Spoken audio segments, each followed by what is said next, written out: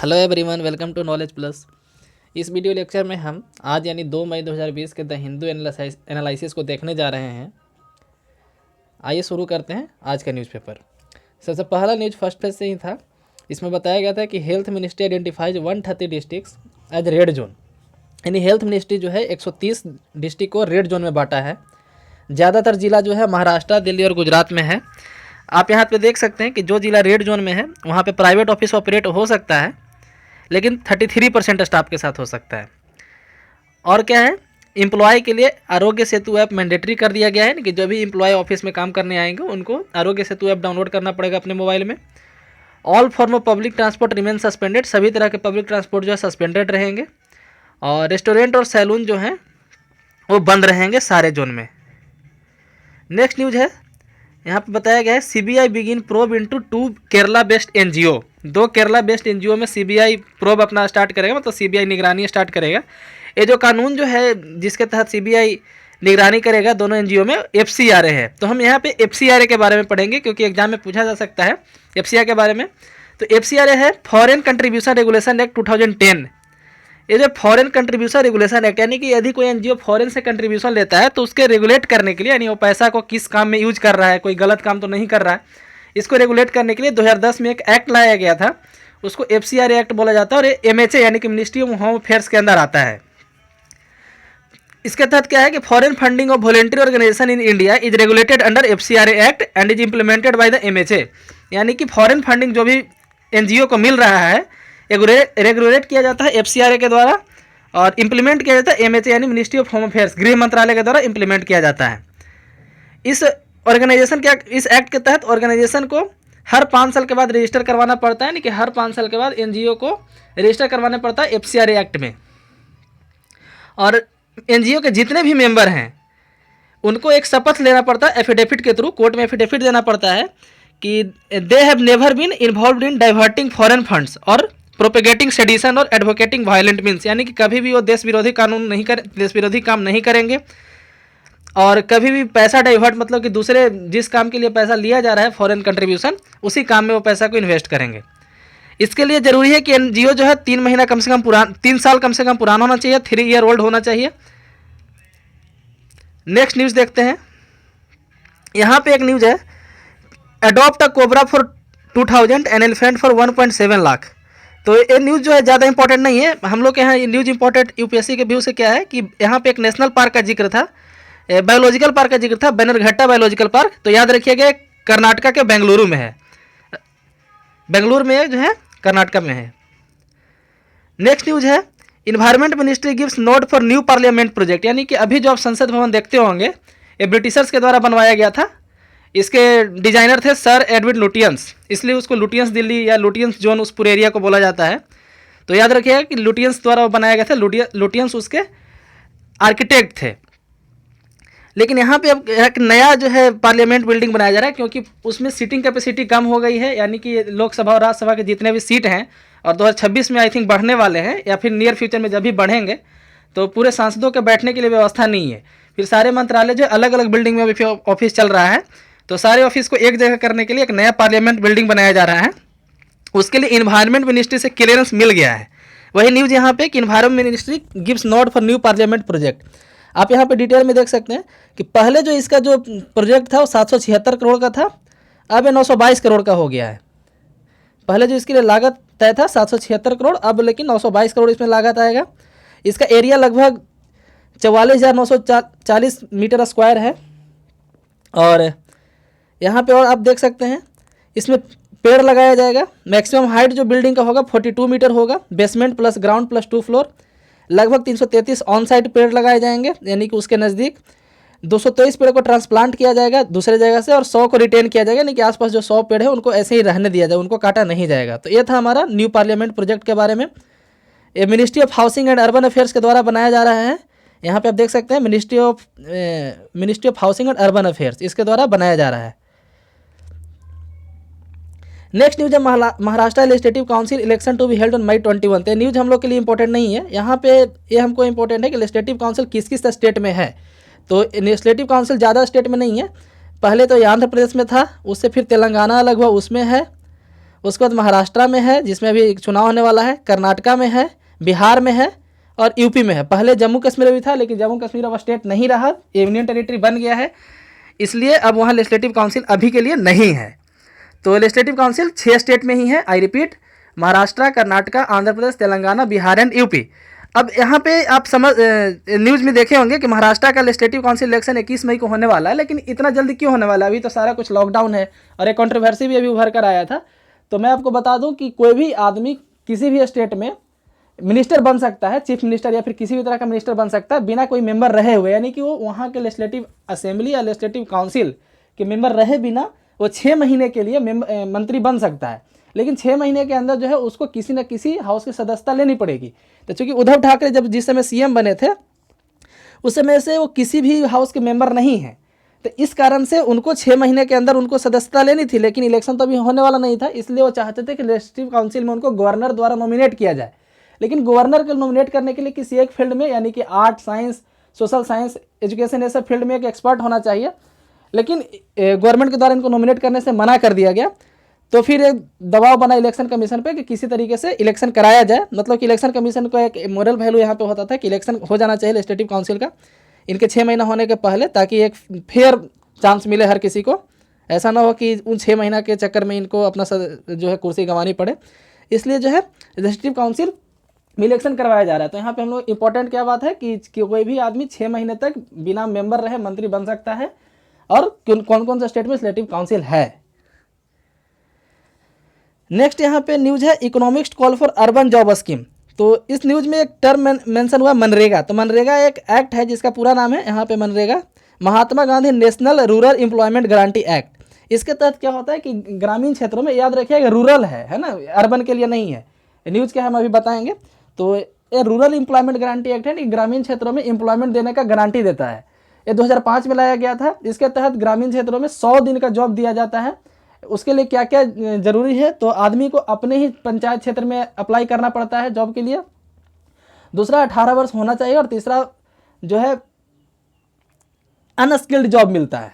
Unskilled job यानी कि जिसमें कोई स्किल की जरूरत नहीं हो, अनस्किल्ड जॉब मिलता है, जैसे मिट्टी काटना या फिर नहर बनाना और भी कई तरह का काम रूरल लेवल पे। तो इकोनॉमिस्ट का कहना है कि जिस तरह से रूरल एरिया में एक जॉब का गारंटी एक्ट है कि आपको 100 दिन का साल में जॉब मिलेगा, उसी तरह से अर्बन एरिया में भी होना चाहिए, क्योंकि अर्बन एरिया में बेरोजगारी बढ़ता जा रहा है। सोशल एक्टिविस्ट भी ऐसा सेंटर से गुहार लगाए हैं, अर्ज किए हैं। Social activist urge centre to expand MNREGA funding work limit to mitigate fall out of कोविड-19। और इकोनॉमिस्ट का भी कहना है कि अर्बन जॉब स्कीम भी इस तरीके का एक लाया जाए। तो ये था न्यूज मनरेगा के बारे में। आइए आगे बढ़ते हैं। यहाँ पे एक न्यूज है, UP Bihar migrant can get ration card in state other state too. यानी कि यूपी बिहार के माइग्रेंट जो है दूसरे स्टेट में भी है ना, अपने स्टेट के अलावा दूसरे स्टेट में भी राशन कार्ड ले सकते हैं, मतलब राशन प्राप्त कर सकते हैं। तो सिर्फ यूपी बिहार के मेंबर ही क्यों? तो इसके लिए एक लाया गया है कानून है, मतलब कि एक one nation one ration card. यहाँ पे आप उसका नाम देख सकते हैं, one nation one ration card, one nation one ration card. इसमें क्या है कि सारे स्टेट को ऐड होना है, मतलब कि सारे स्टेट को इसको अप्लाई करना है one nation one ration card को। डेडलाइन है 1 जून, हो सकता है कि बढ़ाया जाए, लेकिन 1 जून 2020 डेडलाइन है। यानी कि इस डेडलाइन के पहले इंडिया में जितने स्टेट हैं और जितने भी यूनियन टेरिटरी हैं उनको एक सेंट्रलाइज डेटाबेस में कनेक्ट हो जाना है। और उससे क्या होगा कि कोई भी आदमी दूसरे स्टेट में भी राशन ले सकता है। जैसे अभी होता क्या है कि कोई बिहार का जो या फिर यूपी का या फिर कहीं का भी कोई आदमी है वो दूसरे स्टेट में जाकर के रहने लगता है किसी भी काम से, मतलब कि जॉब के कारण, एजुकेशन के कारण। तो वहाँ पे वो राशन कार्ड से राशन नहीं उठा सकता है। यदि उसका राशन कार्ड में नाम बिहार में है तो यूपी में वो जाकर के चावल गेहूँ नहीं ले सकता है। तो इससे क्या होता है कि बिहार में वो चावल ले नहीं पाता है और यूपी में भी नहीं ले पाता है। तो इसको देखते हुए one nation one ration card लाया गया है, ताकि कोई आदमी यदि माइग्रेंट वर्कर है तो भी उसी स्टेट में जहाँ वो रह रहा है वहाँ पर वो राशन ले सके। इसमें मैं बता दूं कि एक आदमी पे 5 केजी राशन मिलता है, जिसमें 3 केजी चावल और 2 केजी गेहूँ, इस तरीके से राशन मिलता है। लेकिन यहाँ पे कंडीशन क्या है, one nation one ration card के लिए यदि आप दूसरे स्टेट में लेना चाहते हैं, यदि आप यूपी के रहने वाले हैं और एमपी में आप लेना चाहते हैं राशन, तो आपको आधार लिंक्ड होना चाहिए। लेकिन यदि आप यूपी के हैं और यूपी में लेना चाहते हैं तो आधार लिंक्ड होना जरूरी नहीं है। लेकिन यदि आप यूपी के हैं और एमपी में राशन कार्ड लेना चाहते हैं तो आधार लिंक्ड होना चाहिए। 1 जून तक डेडलाइन है सारे स्टेट के लिए। और इसमें जो है दूसरे स्टेट में यदि आप राशन लेना चाहते हैं, यदि कोई आदमी दूसरे स्टेट में राशन लेता है तो आधा राशन ही ले सकता है। जैसे उसके फैमिली में 5 मेंबर थे और एक आदमी पे 5 केजी अनाज मिल रहा है, यानी कि 25 केजी अनाज वो ले सकता है कंप्लीटली। लेकिन अपने स्टेट में 25 केजी ले सकते हैं। यदि दूसरे स्टेट में लेना चाहे तो उसको इसका आधा यानी कि 12.5 केजी मिलेगा। बाकी का 12.5 केजी वो अपने स्टेट में लेगा। मतलब कि 25 केजी का 25 केजी उसको मिलेगा, लेकिन एक ही साथ नहीं मिलेगा। यदि आप दूसरे स्टेट में लेना चाहते हैं तो आधा ही मिलेगा, फिर आधा आपको अपने स्टेट में लेना है। तो ऐसा इसलिए किया गया है ताकि ऐसा अधिकांशतः देखा जाता है परिवारों में कि परिवार में यदि 5 मेंबर हैं तो उसमें एक मेंबर कोई बाहर कमाने जाता है, बाकी के 4 मेंबर अपने घर पे ही रहते हैं। तो यदि सबका राशन यही ले लेगा तो फिर ये लोग क्या खाएंगे। तो इसलिए ऐसा किया गया है कि मैक्सिमम में आधा ले सकता है, बाकी का आधा घर पे ही लेना पड़ेगा आपको नेटिव स्टेट में ही। तो ये था हमारा one nation one ration card के बारे में। 1 जून डेडलाइन है, याद रखिएगा। अभी तक जो है 17 स्टेट, अभी तक 17 स्टेट और यूनियन टेरिटरी मिला करके इस स्कीम में इनरोल कर लिए हैं, जिसमें बिहार और यूपी कल लेबर डे के दिन बिहार और यूपी जो है इसको ज्वाइन किया है। आप पढ़ सकते हैं the two have joined one nation one ration card scheme which integrate of total state and UT. मतलब 17 स्टेट और यूटी अभी तक ज्वाइन हो गए हैं। नेक्स्ट न्यूज यहाँ पे है चकमा और हाजोंग। यहाँ पे बताया गया है ministry of development of north eastern region. ये जो है ministry of DONER department of north eastern region जो है ये अरुणाचल प्रदेश को डायरेक्ट किया है। अरुणाचल प्रदेश को निर्देश दिया गया कि चकमा और हाजोंग जो ट्राइब है, चकमा और हाजोंग ट्राइबल हैं, इनको भी रिलीफ प्लान में ऐड किया जाए। तो यहाँ पे ये हमारे लिए इंपॉर्टेंट नहीं है, हम लोग को जानना ये जरूरी है कि चकमा और हाजोंग क्या है। तो चकमा और हाजोंग ट्राइबल हैं जो मेनली कहाँ पाए जाते हैं, तो इंडिया में पाए जाते हैं, मणिपुर मेघालय वाले रीजन में, बांग्लादेश और म्यांमार में भी इनका कुछ पॉपुलेशन पाया जाता है। ये वेस्ट बंगाल में पाए जाते हैं, नॉर्थ ईस्ट इंडिया में म्यांमार और बांग्लादेश में भी पाए जाते हैं। चकमा जो है बुद्धिस्ट हैं, चकमा जो है वो बुद्धिस्ट हैं और हाजोंग जो है हिंदू हैं। दोनों ट्राइबल पॉपुलेशन है। ये डिस्प्लेस्ड लोग हैं। डिस्प्लेस्ड करने मतलब कि अपने जो उनका नेटिव जगह था वहाँ से इनको जाना पड़ा था 1964 के आसपास जो है, कोई पर्टिकुलर ईयर नहीं था, 1964-65 के आसपास ये अपने जगह छोड़ करके अरुणाचल प्रदेश में आकर के रहने लगे हैं उस समय से ही। और क्यों डिस्प्लेस क्यों होना पड़ा था, तो यहाँ पे एक डैम का नाम है कप्तास डैम।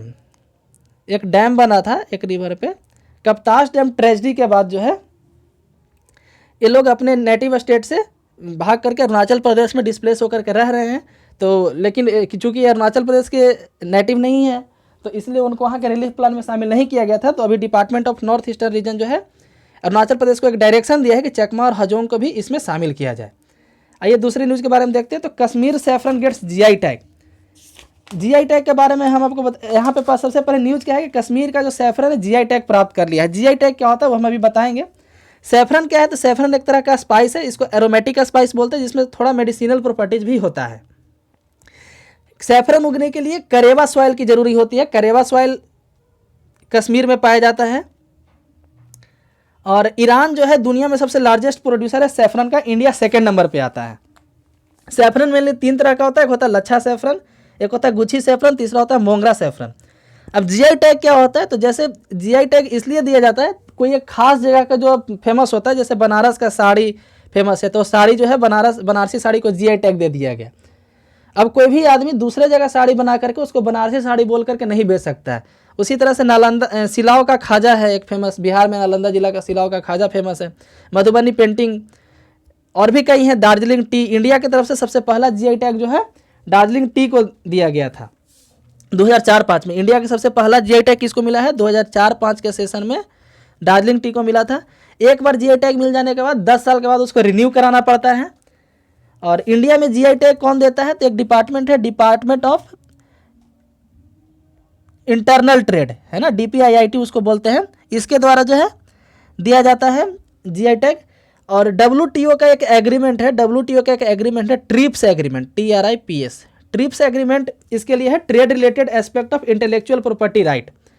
तो ट्रिप्स एग्रीमेंट WTO का है, उसके तहत GI टैग दिया जाता है। इंडिया ट्रिप्स एग्रीमेंट को देखते हुए ही इंडिया में एक नया एक्ट आया था, good geographical indication of goods registration and protection act 1999।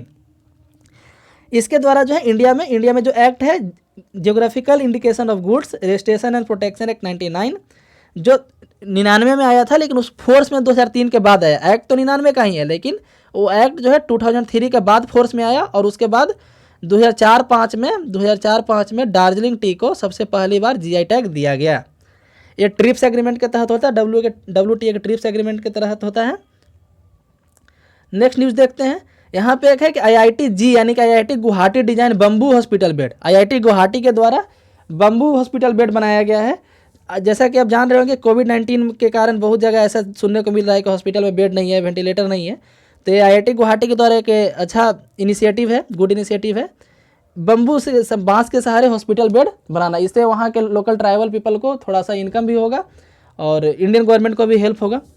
तो ये था हमारा आज का लेक्चर द हिंदू का एनालिसिस। आप आशा करते हैं आपको ये वीडियो पसंद आया होगा। पसंद आया तो चैनल को सब्सक्राइब करें, वीडियो को लाइक करें। धन्यवाद।